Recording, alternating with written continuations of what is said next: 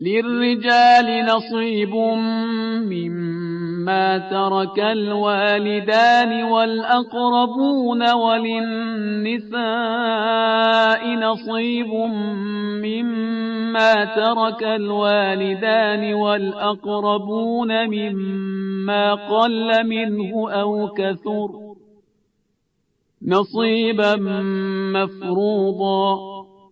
مردوں کے لیے ان کے والدین اور اقربا کے ترکے میں ایک حصہ ہے، اور عورتوں کے لیے بھی ان کے والدین اور اقربا کے ترکے میں سے ایک حصہ ہے، وہ مال بہت ہو یا تھوڑا، یہ حصہ بطور فریضہ ہے۔ وَإِذَا حَضَرَ الْقِسْمَةَ أُولُو الْقُرْبَى وَالْيَتَامَى وَالْمَسَاكِينُ فَارْزُقُوهُم مِّنْهُ وَقُولُوا لَهُمْ قَوْلًا مَّعْرُوفًا۔ اور اگر تقسیم کے وقت دیگر قرابت دار ایتام مساکین بھی آ جائیں تو انہیں بھی اس میں سے بطور رزق دے دو اور ان سے نرم اور مناسب گفتگو کرو۔ وَلْيَخْشَ الَّذِينَ لَوْ تَرَكُوا مِنْ خَلْفِهِمْ ذُرِّيَّةً ضِعَافًا خَافُوا عَلَيْهِمْ فَلْيَتَّقُوا اللَّهَ وَلْيَقُولُوا قَوْلًا سَدِيدًا۔ اور ان لوگوں کو اس بات سے ڈرنا چاہیے کہ اگر وہ خود اپنے بعد ضعیف و ناتواں اولاد چھوڑ جاتے تو کس قدر پریشان ہوتے، لہذا خدا سے ڈریں اور سیدھی سیدھی گفتگو کریں۔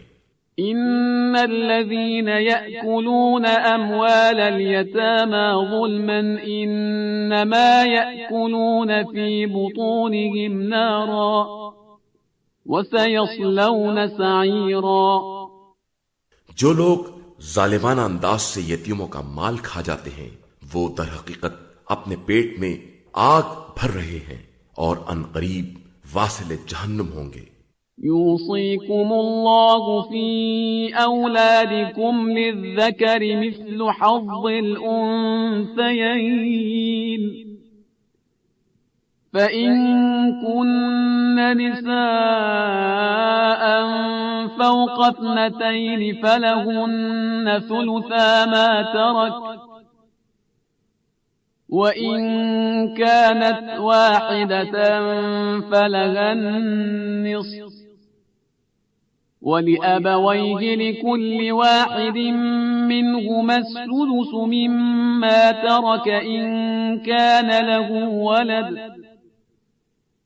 فَإِن لَّمْ يَكُن لَّهُ وَلَدٌ وَوَرِثَهُ أَبَوَاهُ فَلِأُمِّهِ الثُّلُثُ فَإِن كَانَ لَهُ إِخْوَةٌ فَلِأُمِّهِ السُّدُسُ مِن بَعْدِ وَصِيَّةٍ يُوصِي بِهَا أَوْ دَيْنٍ آباؤكم وأبناؤكم لا تدرون أيهم أقرب لكم نفعا فريضة من الله إن الله كان عليما حكيما۔ اللہ تمہیں تمہاری اولاد کے بارے میں وصیت کرتا ہے کہ لڑکے کا حصہ 2 لڑکیوں کے برابر ہوگا۔ اب اگر لڑکیاں 2 سے زیادہ ہیں تو انہیں تمام ترکے کا 2/3 حصہ ملے گا، اور اگر ایک ہی ہے تو اسے آدھا، اور مرنے والے کے ماں باپ میں سے ہر ایک کے لیے 6واں حصہ ہے اگر اولاد بھی ہو، اور اگر اولاد نہ ہو اور ماں باپ وارث ہوں تو ماں کے لیے 1/3 ہے، اور اگر بھائی بھی ہوں تو ماں کے لیے 6واں حصہ ہے۔